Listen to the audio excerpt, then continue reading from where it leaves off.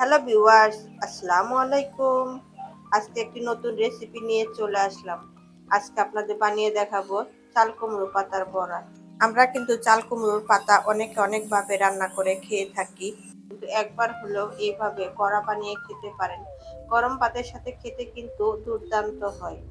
আমার recipe follow করে আপনারা বাসায় একবার হলেও বানিয়ে দেখতে পারেন। আশা করি আপনাদের কাছে খুবই ভালো লাগবে। আমার রেসিপিটি যদি আপনাদের কাছে ভালো লেগে থাকে তাহলে ভিডিওটি স্কিপ না করে পুরো ভিডিওটি দেখবেন। চলেন তাহলে মূল রেসিপিতে চলে যাই। এখানে আমি চাল কুমড়ো পাতা বড়া বানানোর জন্য বেশ কয়েকটা চাল কুমড়ো পাতা নিয়েছি। পাতাগুলো আমি ভালোভাবে বেছে ধুয়ে পরিষ্কার করে ভালোভাবে পানি ঝরিয়ে নিয়েছি। এখন আমি বড়া বানানোর জন্য যে বেটারটা তৈরি করতে হবে সেটা আমি এখন তৈরি করে নিব। বড়ার বেটার বানানোর জন্য এখানে আমি 3 কাপ আতপ চালের গুঁড়ি নিয়েছি। এখন আমি এর মধ্যে দিয়ে দিব হাফ চা চামচ হলুদের গুঁড়া, 1 চা চামচ মরিচের গুঁড়া, তবে ঝালের পরিমাণ আপনারা আপনাদের পছন্দ মতো বাড়িয়ে বা কমিয়ে নিতে পারেন। স্বাদ মতো লবণ, 1 টেবিল চামচ পেঁয়াজ বাটা, হাফ চা চামচ রসুন বাটা, 1 চা চামচ জিরা বাটা, 1 চা চামচ আদা বাটা। এখন আমি অল্প করে পানি দিয়ে একদম পাতলা না আবার ঘন না মিডিয়াম একটা বেটার তৈরি করে নিব।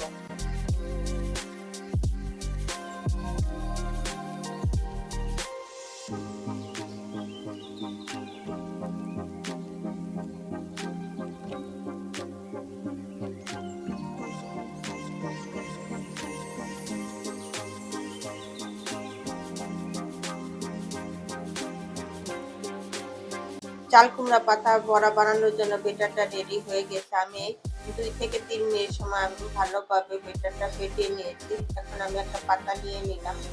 এখন আমি পাতাটা বেটারের মধ্যে দিয়ে সব পাশ ভালোভাবে বেটারটা লাগিয়ে নেব। বেটারের ঘনত্বটা কিভাবে বুঝবেন সেটা হলো পাতাও দেখা যাবে না, এমনকি মোটাও হবে না, তাহলে বুঝে নিতে হবে বেটারের ঘনত্ব পারফেক্ট আছে। বড়া ভাজার জন্য চুলায় একটি প্যান বসিয়ে ভালোভাবে আমি গরম করে নিয়েছি। এখন এর মধ্যে পরিমাণ মতো তেল দিয়ে আমি ভালোভাবে গরম করে নিব। তেল গরম হওয়ার পর আমি চাল কুমড়ো পাতার বড়াগুলো প্যানের মধ্যে দিয়ে দিয়েছি। সেই ভিডিওটা স্কিপ হয়ে গিয়েছে। এখন এক পাশ ভাজা হয়ে গিয়েছে, আমি উল্টিয়ে দিচ্ছি।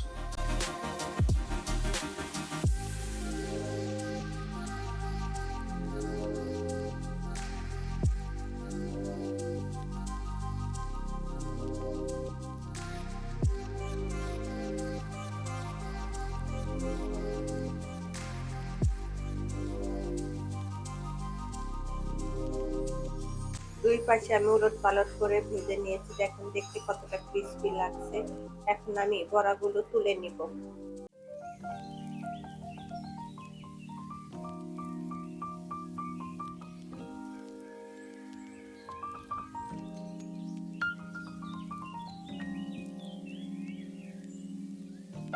সেম প্রসেসে আমি বাকি বড়াগুলো ভেজে নিব।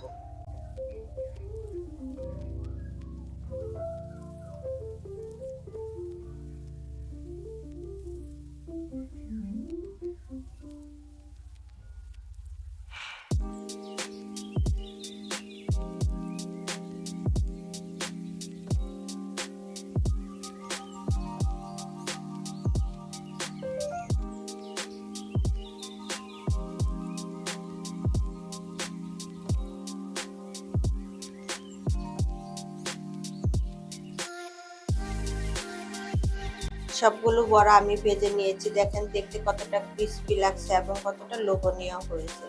আপনারা কিন্তু এইভাবে বড়া ভেজে গরম ভাতের সাথে খাইতে পারেন, কিংবা বিকালে চায়ের সাথেও খেতে পারেন। খেতে কিন্তু অসম্ভব মজা হয়। আপনি এইভাবে বড়া বানিয়ে যাদের খাওয়াবেন তারাই কিন্তু খেয়ে খুব প্রশংসা করবে এবং বারবার আপনাকে বানিয়ে দিতে বলবে।